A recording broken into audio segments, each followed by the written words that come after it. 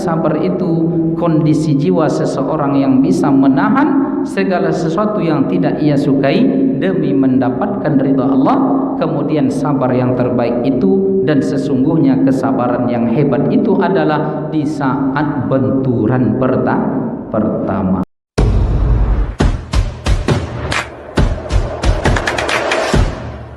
Assalamualaikum warahmatullahi wabarakatuh.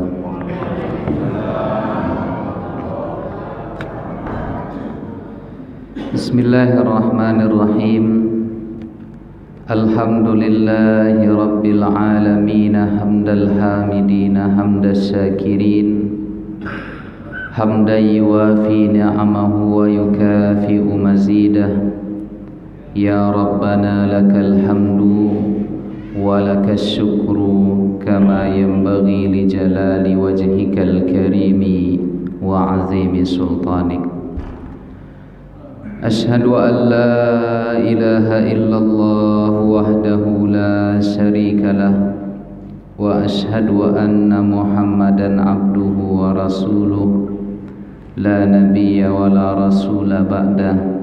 Fallahumma salli wa sallim ala sayyidina Muhammadin wa ala alihi wa sahbihi wa man tabi'ahum bi ihsanin ila yaumiddin.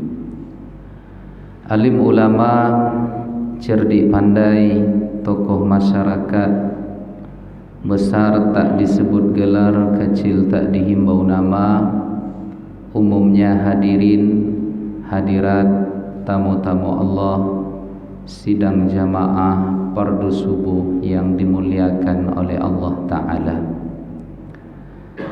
Alhamdulillahi Rabbil Alamin. Kita bersyukur kepada Allah pada pagi yang penuh berkah ini. Allah masih meletakkan kita di tempat yang paling terbaik di muka bumi, dalam kondisi terbaik yang mudah-mudahan semoga segala apa yang kita amalkan ini memberatkan timbangan kebaikan kita di akhirat kelak. Amin ya rabbal alamin. Kita harumkan majlis kita ini dengan salawat dan salam kepada Nabi kita Muhammad sallallahu alaihi wasallam. Allahumma salli ala sayyidina Muhammadin wa ala ali sayyidina Muhammad. Assalamu alayka ya Rasulullah. Bapak Ibu hadirin, hadirat yang dimuliakan oleh Allah, sebelum kita lanjutkan kajian, mari terlebih dahulu kembali kita bersama-sama bersalawat, bertawassul dan berdoa dengan membaca salawat badar dan salawat nariyah. Salatullah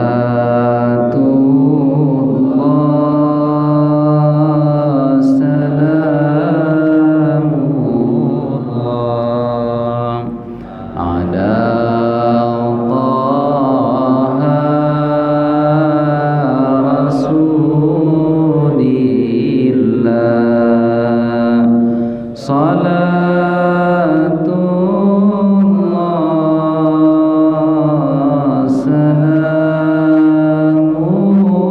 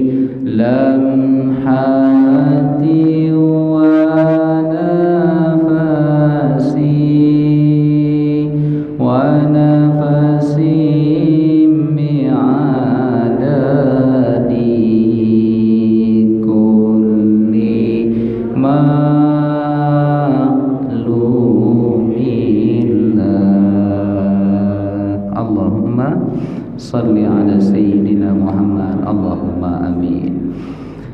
Bapak Ibu hadirin hadirat yang dimuliakan oleh Allah Ta'ala, masuk kita ke pembahasan hadis yang kelima dari kitab Al-Arba'in Al-Qudsiyah. Pada hadis yang kelima ini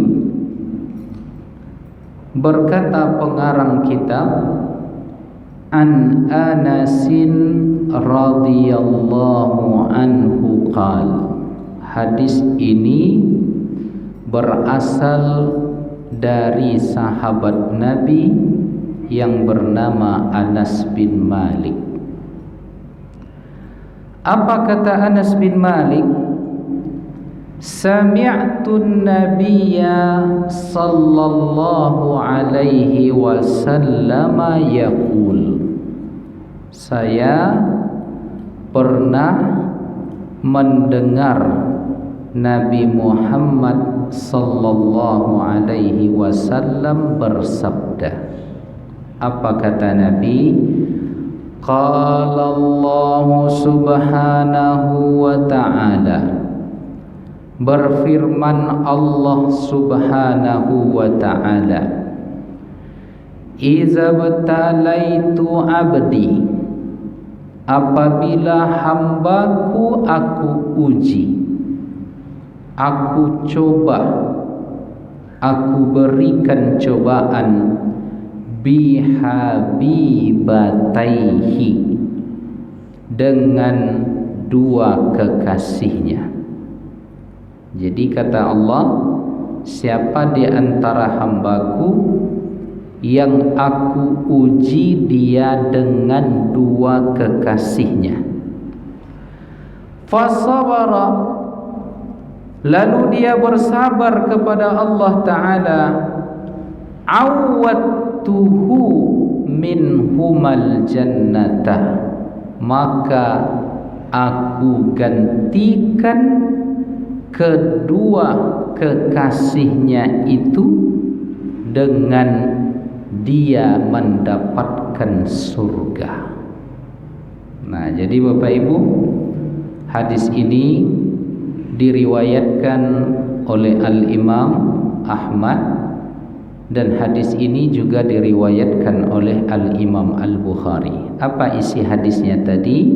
Nabi menyampaikan firman Allah, di mana Allah mengatakan, siapa yang aku uji dengan dua kekasihnya lalu dia bersabar, maka aku gantikan kedua kekasihnya itu dengan orang ini diberikan surga Allah subhanahu wa ta'ala. Bapak Ibu yang dimuliakan oleh Allah, lalu apa pelajaran yang bisa kita ambil dari hadis ini? Yang pertama, ketika Allah mengatakan izabtalaitu, apabila aku berikan ujian, apa makna al-ibtila? Makna al-ibtila itu artinya adalah al-imtihan. Imtihan maknanya di dalam bahasa Indonesia adalah ujian. Jadi ujian dari Allah itu Bapak Ibu yang dimuliakan oleh Allah, ada bentuknya kemudahan yang dengan kemudahan Allah berikan kepada kita itu menyebabkan kita bersyukur. Lalu ada pula ujian yang diberikan oleh Allah Ta'ala dengan sesuatu yang menyulitkan, yang pada akhirnya kita bersabar. Lalu ujian yang Allah berikan ataupun nikmat yang Allah letakkan ke kita, keduanya dinamakan dengan bala. Apa dinamakan? Bala. Jadi ada istilah sekarang bala musibah atau al-bala'u wal waba. Ya Allah, lindungilah kami dari bala dan dari wabak. Wabak itu wabah penyakit, bala itu adalah ujian dari Allah, bisa saja berupa kemudahan sehingga kita bersyukur, dan bisa saja bala itu sifatnya adalah keburukan dalam persepsi kita yang menyebabkan kita bersabar. Jadi rupanya Bapak Ibu, kaya itu ujian dari Allah, miskin juga ujian dari Allah, lapang hidup ujian dari Allah, sempit hidup ujian dari Allah.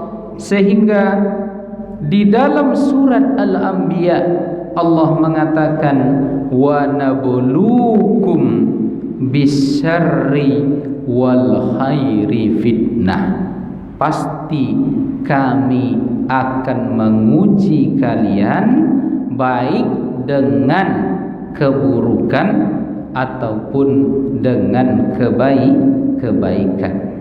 Semuanya nanti akan diuji oleh Allah dengan dua aspek itu, wa ilaina turja'un, dan kalian semuanya akan pulang, akan kembali kepada Allah.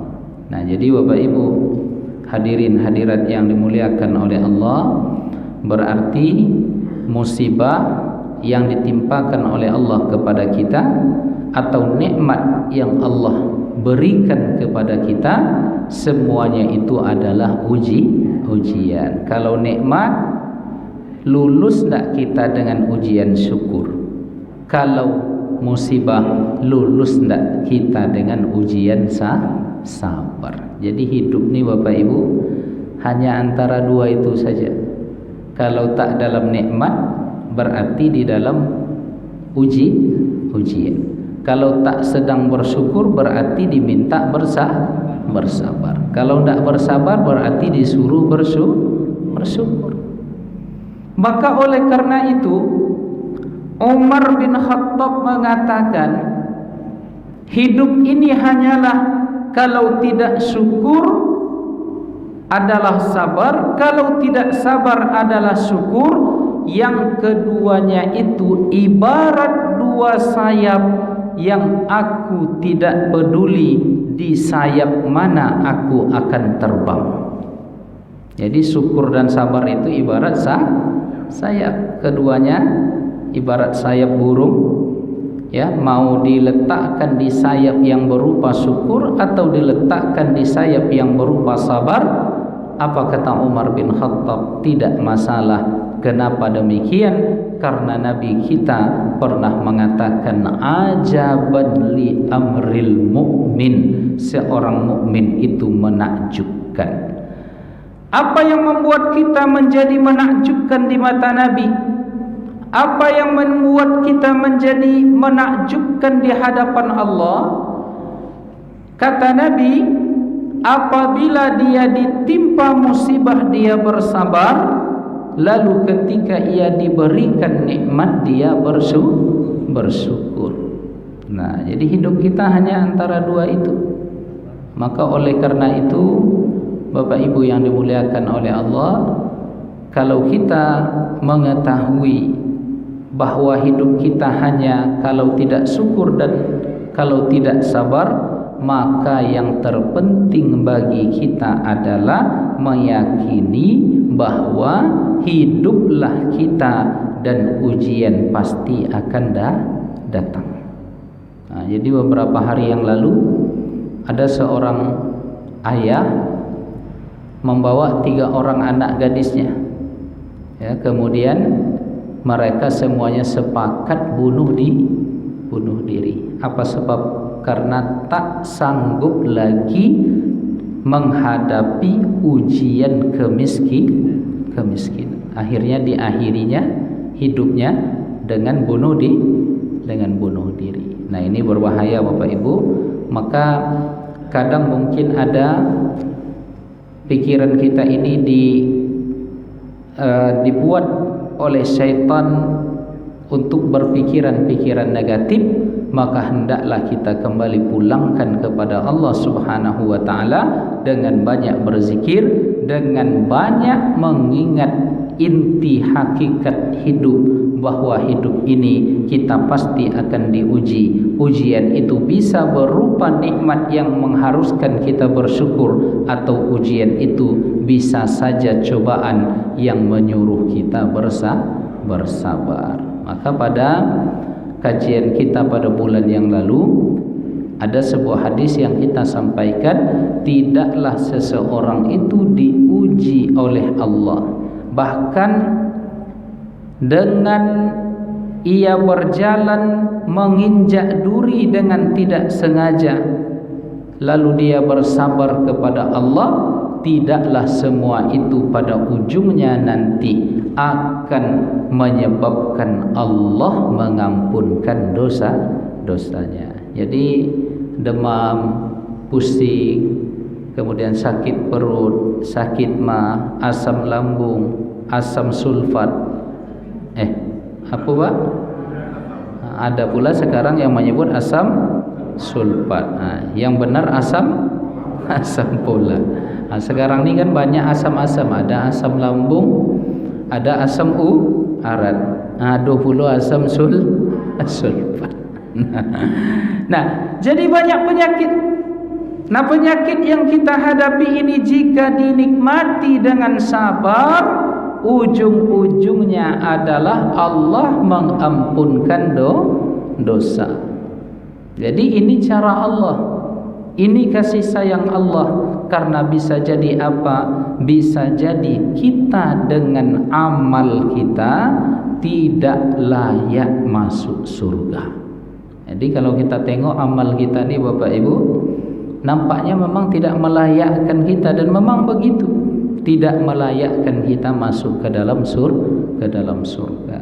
Ketika Allah memerintahkan kepada kita salat, lalu rupanya di dalam salat tadi banyak kekurangan.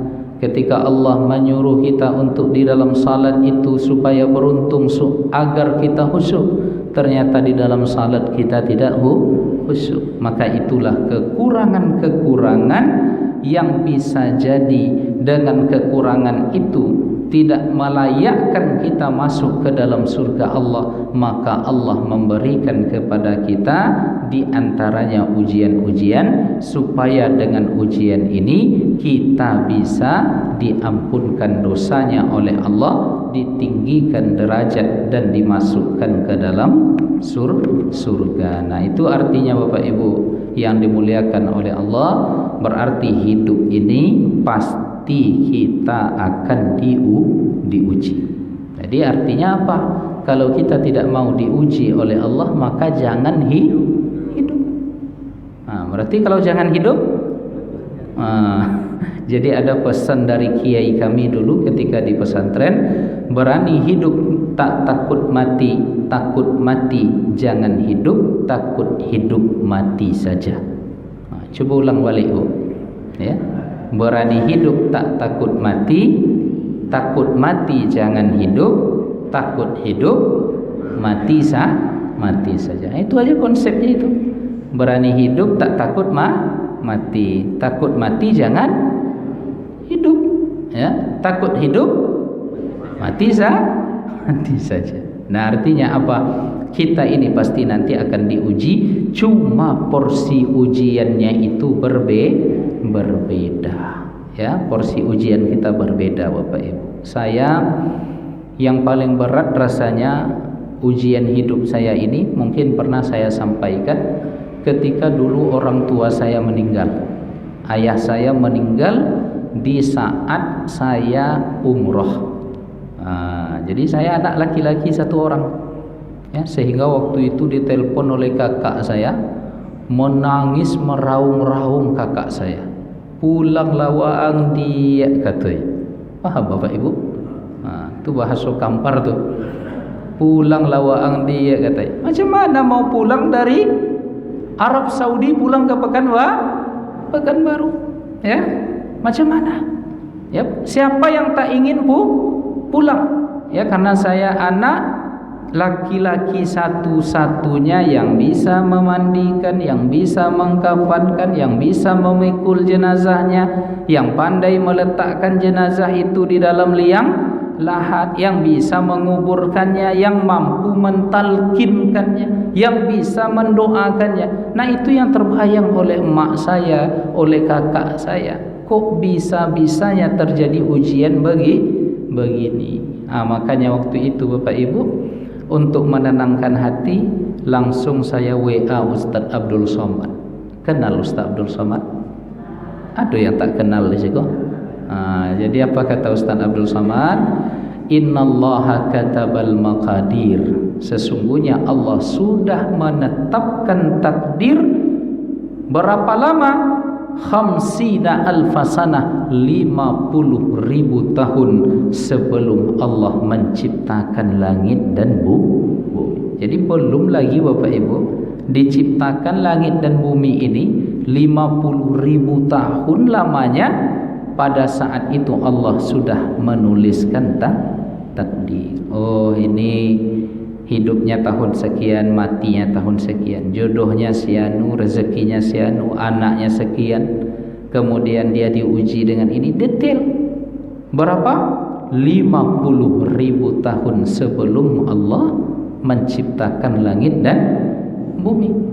Lalu yang kedua kata beliau pada waktu itu, innallaha iza ahibba qauman ibtalahum. Sesungguhnya Allah itu kalau cinta kepada seseorang, tanda cinta Allah itu adalah diberikan ujian. Jadi kalau kita ini senang-senang aja nampaknya, kita mesti khawatir jangan-jangan Allah sudah tidak sayang kepada kita. Tetapi kita mesti berhusnuzan, berbaik sangka kepada Allah. Mungkin kebaikan, kesenangan, kelapangan hidup ini juga bagian dari ujian dari Allah Subhanahu wa ta'ala.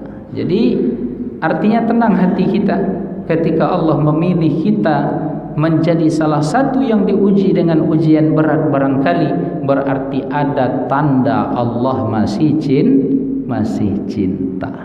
Nah, sehingga pada waktu itu Bapak Ibu, tenang hati saya. Ya, inilah takdirnya. Karena macam mana lagi? Ya, 4 tahun saya di Mesir tak meninggal ayah saya.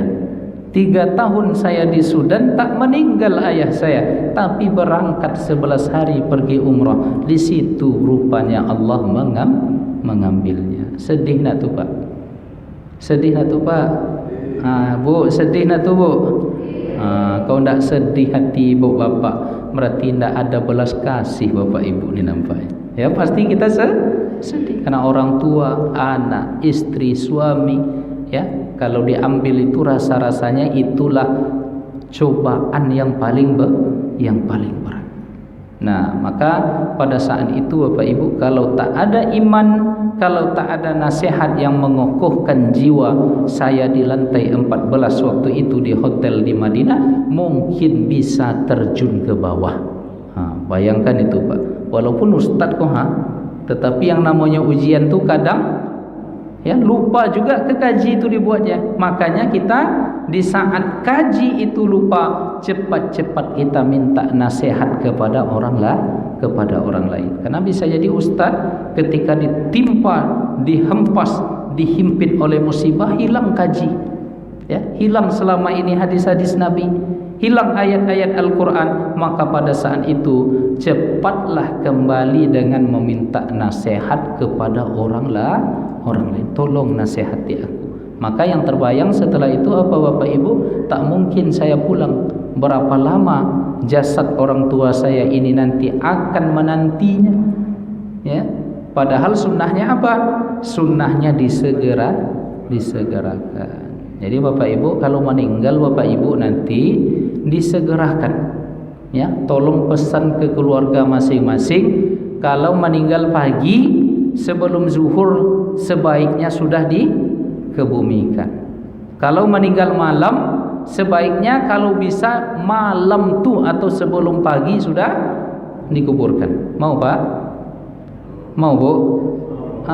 Kenapa demikian? Karena sunnah nabinya, Nabi mengatakan apabila jenazah itu meninggal, lalu setelah itu dia diurus, lalu diletakkan di keranda, keranda namanya itu Pak, maka pada saat itu jenazah itu berkata, kalau jenazah orang baik dia akan berkata, qaddimuni, tolong segerakan aku, tolong percepat, jangan lama-lama. Apa sebab?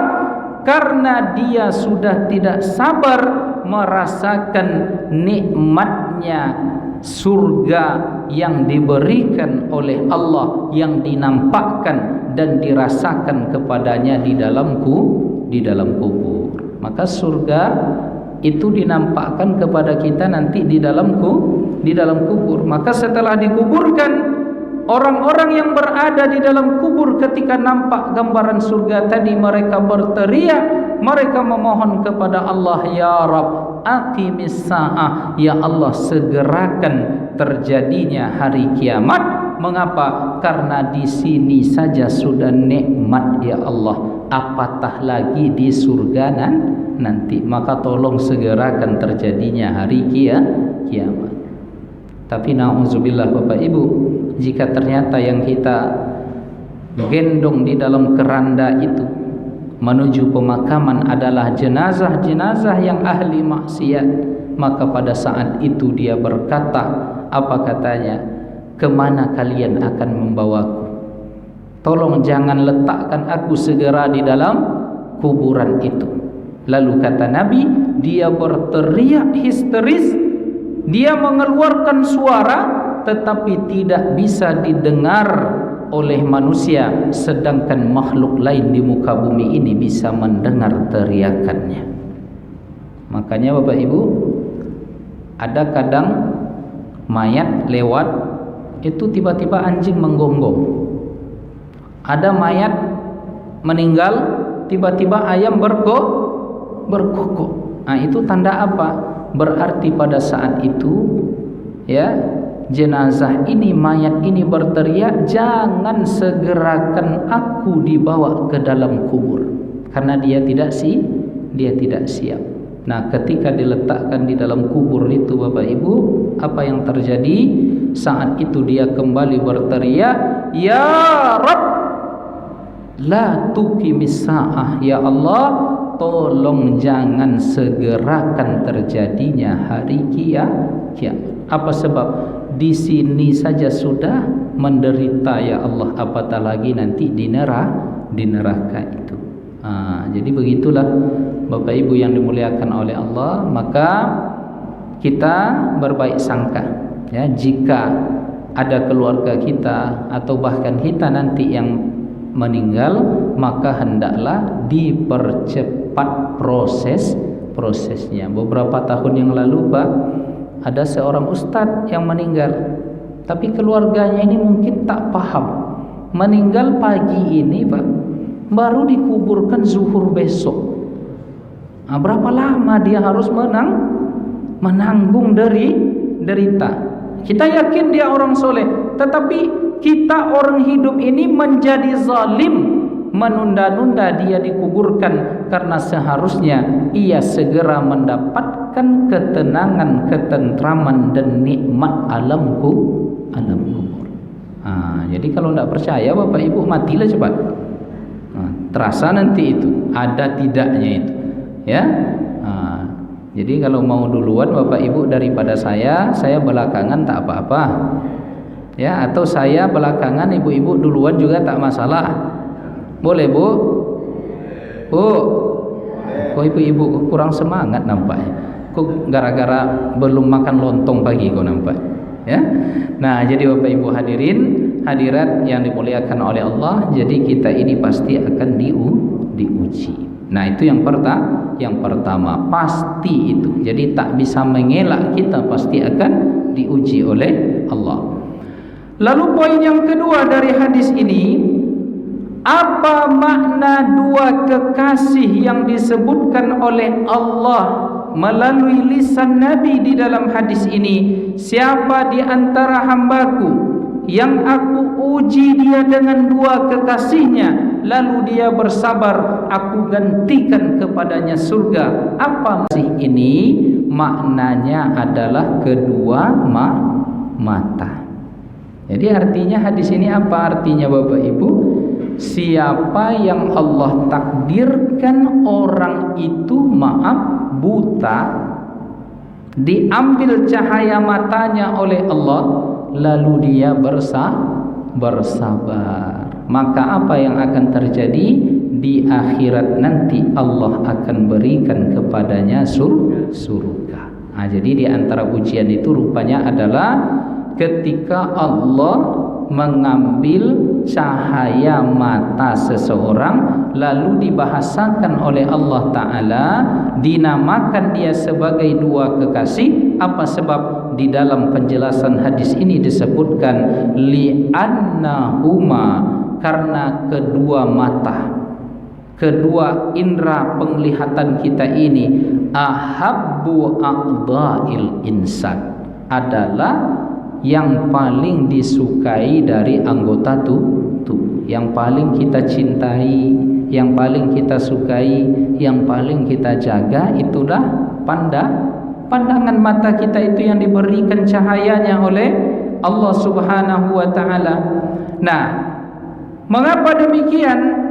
Lima yahsulu lahu bifaqdiha minal asab, karena kalau ada orang yang tidak atau sudah dicabut oleh Allah penglihatannya, yang terjadi apa?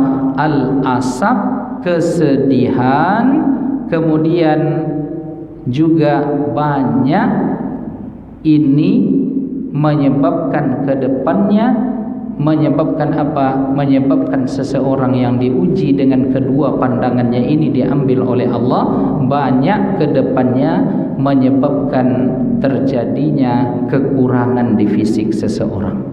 Ya, kalaulah sudah mata yang diambil Pak, ya seolah semuanya hilang. Ya, tak ada lagi, seolah tak ada lagi kenikmatan di dalam hidup, karena pandangan ini sudah diambil oleh Allah Subhanahu wa Ta'ala.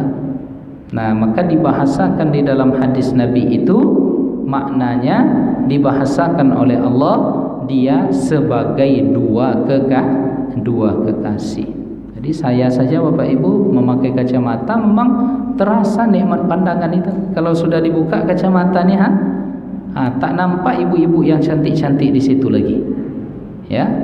Tapi kalau dipakai kacamata, baru jelas. Artinya orang dua matonya awak lompet. Iya tak Bang? Ya, jadi kalau sudah hilang kacamatanya, bingung mencari ke mana. Ya, di rumah tuh kalau udah salah letak kacamata tuh, manolah kacamata tadi. Karena saya minus itu yang jauh tak nampak. Itu tulisan itu buram itu. Ya, begitulah. Ya. Masalahnya kalau HP yang hilang kan bisa di miss call Pak. Kalau kacamata macam bisa Pak miss call? Tak bisa. Jadi pagi itu bangun tuh ingat-ingat dulu, manalah kacamata tadi. Makanya sebelum tidur itu ditaruh betul kacamata tuh di samping kita tidur. Jadi pas bangun itu langsung langsung baru nampak cantik istri pagi itu. Kalau tidak pakai hilang cantiknya. Ini saja kita sudah merasakan nikmat itu akhirnya hilang. Ya, inilah dua kekasih. Kalau sudah pandangan ini yang diambil oleh Allah Ta'ala, maka berakibat banyak kesulitan hidup yang kita rasakan. Nah, oleh karenanya dikatakan oleh Allah Subhanahu wa Ta'ala melalui hadis di lisan Nabi ini, kalau dia, poin yang ketiga, kalau dia bersabar dengan semua ini, ya, maka dia mendapatkan surga. Sekarang pertanyaannya Bapak Ibu, apa yang dimaksud dengan sabar? Ya, sabar itu Bapak Ibu di dalam keterangan ini disebutkan habusun nafsi ala ma takrahu ibtigha'a mardatillah. Kondisi di mana seseorang bisa mengendalikan jiwanya itu terhadap sesuatu yang tak disukai oleh jiwa dalam rangka mengharapkan ridho Allah. Itulah definisi dari sabar. Jadi sabar itu apa tadi Bapak Ibu? Kondisi jiwa yang bisa kokoh menerima sesuatu yang tidak disukai dalam rangka mencari ridho Allah. Jadi ketika ada sesuatu yang tak kita sukai terjadi, kondisi jiwa kita tidak goncang. Ya, kondisi jiwa kita tidak berubah. Ibarat di dalam sebuah kurungan dia tidak sampai pecah. Nah, maka pernah suatu kejadian, ada seorang ibu-ibu meninggal anaknya. Ini juga paling menyakitkan ujian ini Bapak Ibu. Meninggalnya anak. Ya, semua kita atau ada di antara kita yang barangkali diuji dengan anaknya meninggal. Ya. Nah, diuji dengan meninggalnya anak tadi, lalu perempuan ini datang ke kuburan anaknya. Di samping kuburannya tadi dia menangis terseduh-seduh. Lalu lewatlah Nabi Muhammad sallallahu alaihi wasallam. Nabi memberikan dua pesan. Apa kata Nabi kepada wanita tadi? Wahai perempuan, ittaqillah, bertakwalah kepada Allah. Wasbiri, dan sabarlah engkau kepada Allah dengan ujian ini. Lalu ketika di saat ia mendengar perintah supaya dia bersabar, tiba-tiba ibu tadi secara manusiawi emosi Bapak Ibu. Dia kan lagi ditimpa musibah nih.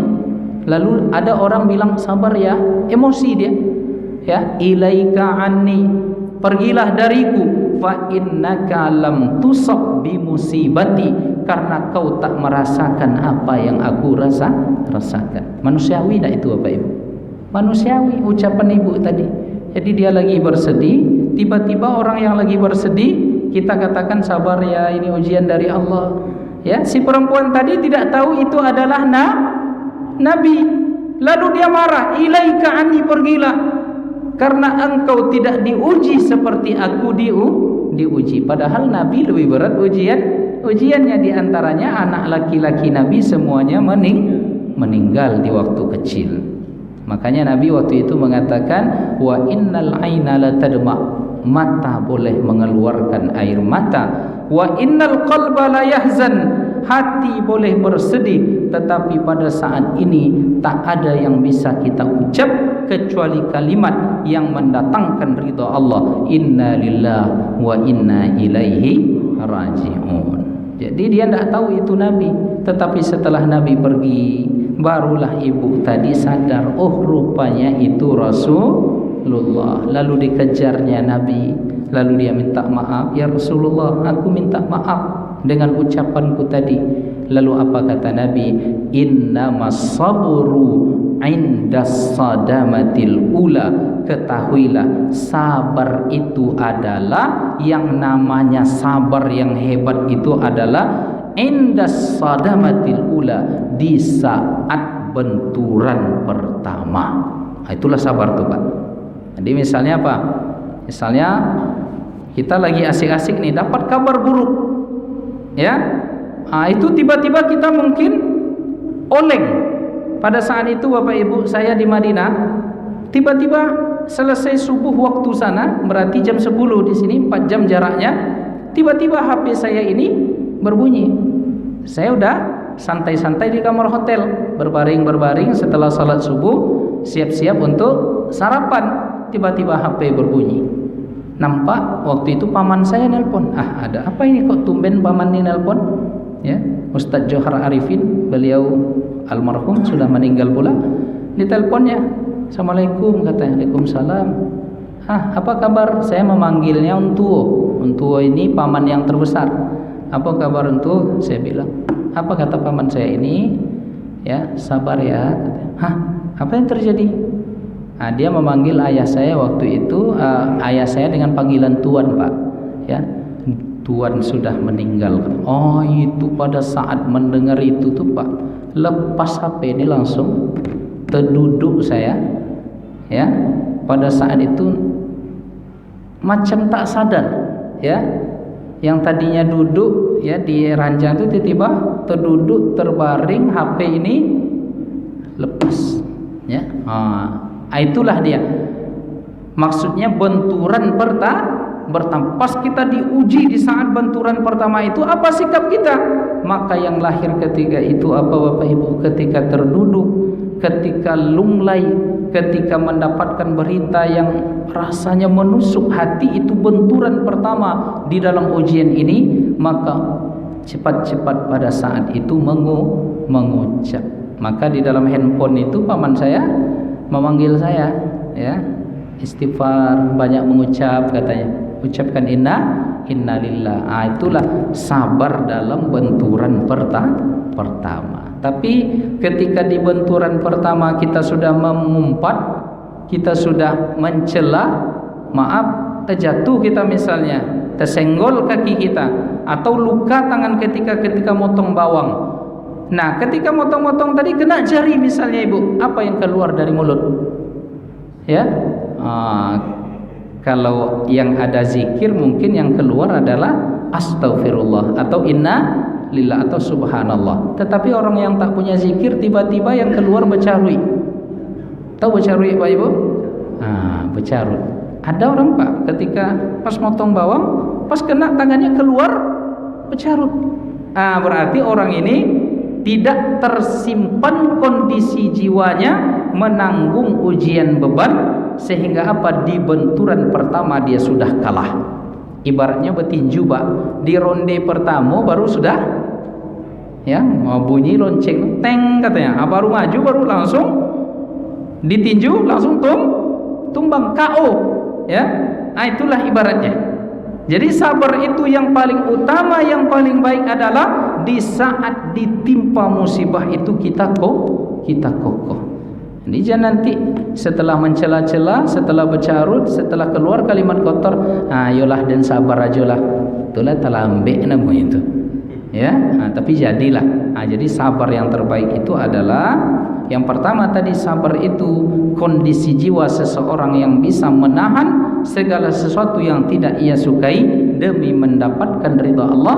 Kemudian sabar yang terbaik itu, dan sesungguhnya kesabaran yang hebat itu adalah di saat benturan pertama. Disitulah sabar. Jadi Bapak Ibu bisa menilai nanti orang ini sabar atau tidak.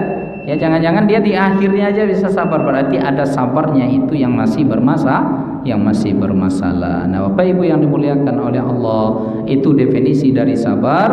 Lalu yang terakhir, awwatuhu minhumal jannah.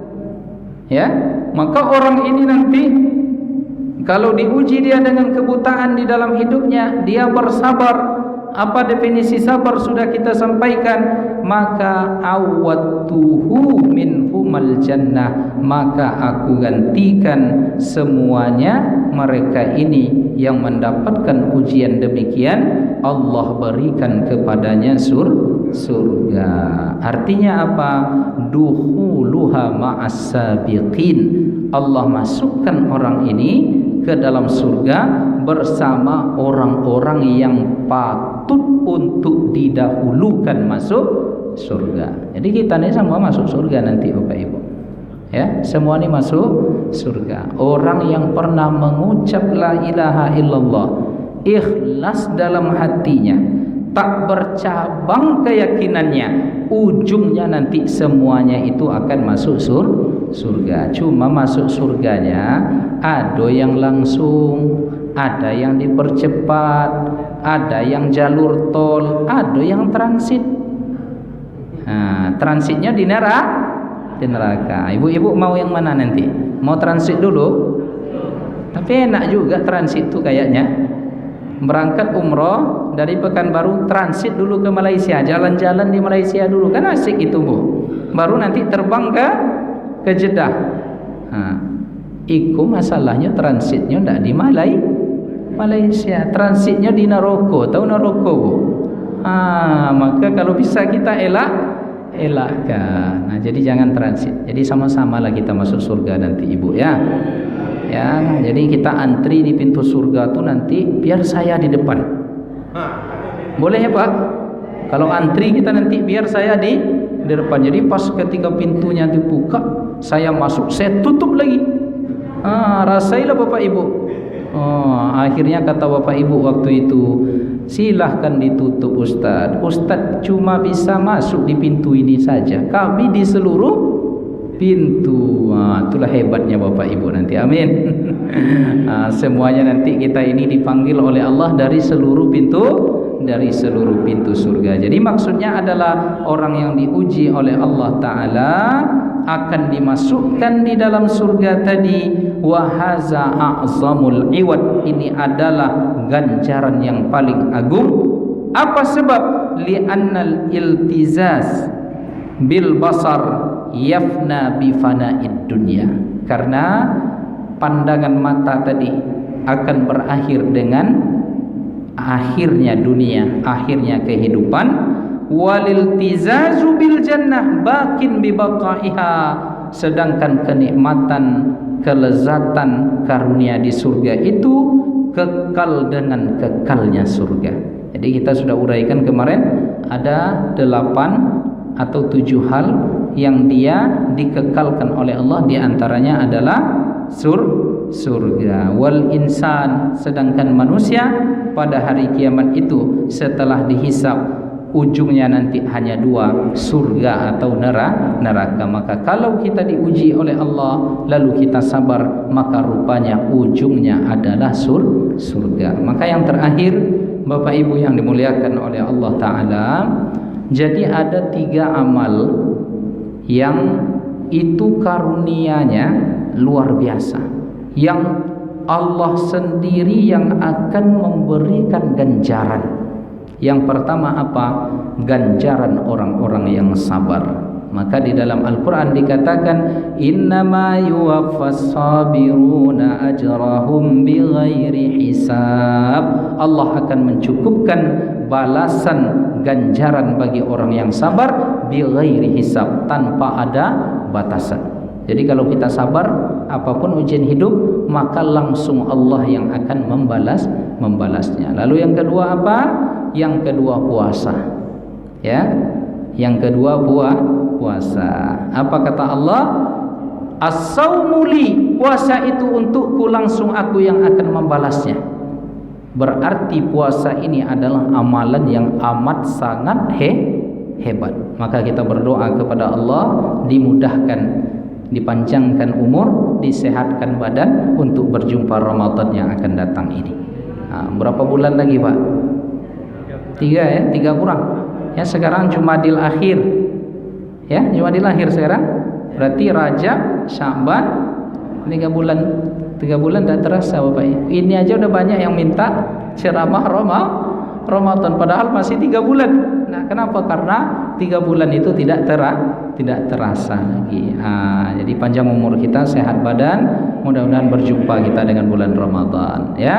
Kemudian yang terakhir, apa amal ibadah yang hisabnya tak terbatas, langsung Allah yang akan membalas setelah sabar, setelah puasa, adalah memaafkan orang lain. Nah, wa man afa wa aslaha fa ajruhu 'alallah. Siapa yang memaafkan orang lain, berdamai dengan orang lain, merelakan kepada orang lain, maka ganjaran pahalanya langsung Allah yang membalas. Artinya apa Bapak Ibu? Ya, sebelum tidur itu maafkan saja semua orang.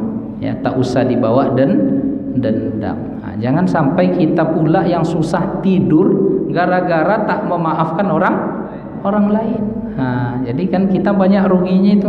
Sudahlah berdosa, sudahlah tak bisa tidur. Maka malam hari itu sebelum tidur maafkan semua kesalahan orang lain yang mungkin punya salah kepada kita. Nah, itulah barangkali Bapak Ibu kaji kita pada pagi ini, mudah-mudahan bisa menambah ilmu dan memperbaiki rohani jiwa kita dan amal kita. Amin ya rabbal alamin. Baik, demikian kaji kita pada pagi ini Bapak Ibu. Mohon izin saya tak bisa ikut sarapan bersama karena pagi ini jadwal bukan ngantar anak, nerima rapor di sekolah anak. Jadi harus bersiap-siap jam 7 nanti berangkat dari rumah. Ini mohon izin, jadi jatah saya silahkan dimakan saja. Nyendak lu banyak ada cieknya. Baik, kita tutup dengan sama-sama bersolawat. Sallallahu rabbuna ala nuril mubin Ahmad al-Mustafa Sayyidil Mursalin wa ala alihi wa sahbihi ajma'in wa ala alihi wa sahbihi ajma'in. Wabillahi taufiq wal hidayah. Mohon maaf lahir dan batin. Wassalamualaikum warahmatullahi wabarakatuh.